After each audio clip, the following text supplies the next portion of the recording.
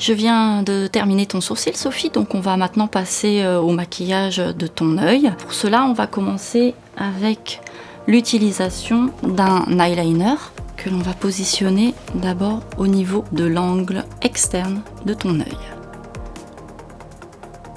Comme il n'est pas toujours évident d'effectuer un tracé net et précis, tu peux fonctionner par petits points et tu vas venir avec ton eyeliner jusqu'à la moitié de ton œil, jusqu'à la pupille qui sera ton repère.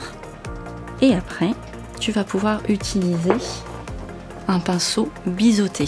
Et pour cela, tu vas fondre avec le pinceau l'ensemble des petits points que tu as fait entre eux, et ce qui va te permettre d'avoir un résultat toujours dans un esprit très naturel et très fondu. Donc on viendra ensuite compléter le maquillage de ton contour de l'œil avec l'application d'un fard à paupières sur le trait d'eyeliner que tu viens d'effectuer. On est plutôt sur un mouvement de l'angle externe vers l'angle interne. La gestuelle qu'on a effectuée sur la paupière supérieure, on va le faire également sur la paupière inférieure, toujours en bordure de l'œil, en reproduisant l'ensemble de nos petits pointillés. On va fondre nos petits points entre eux, toujours avec l'utilisation d'un pinceau biseauté, et on viendra compléter avec un fard à paupières qui permettra de conserver un résultat doux, éviter les couleurs trop foncées comme le noir qui va creuser ton regard, qui va marquer les traits. Et ensuite, on va pouvoir maquiller ta paupière supérieure mobile avec des fards à paupières de couleur plutôt lumineuse, en sachant que les fards à paupières claires se placent toujours à l'angle interne de ta paupière mobile.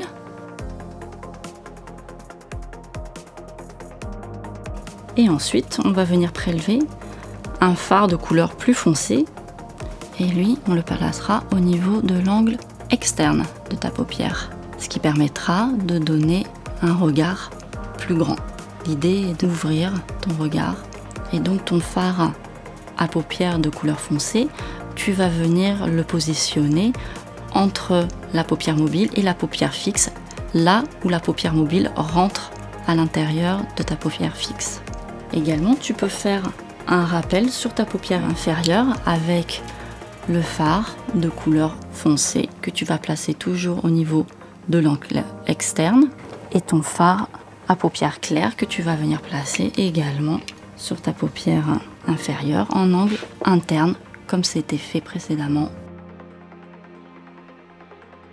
Alors éventuellement, on va pouvoir appliquer un petit peu de mascara aussi. Dans ton cas, il reste quelques cils, donc on va pouvoir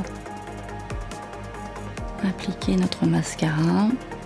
Ce qui est important là aussi, c'est de privilégier des mascaras plutôt de pharmacie ou parapharmacie qui ne contiennent pas de solvant et qui ne sont pas allergisants pour la muqueuse oculaire qui est fragilisée avec les traitements.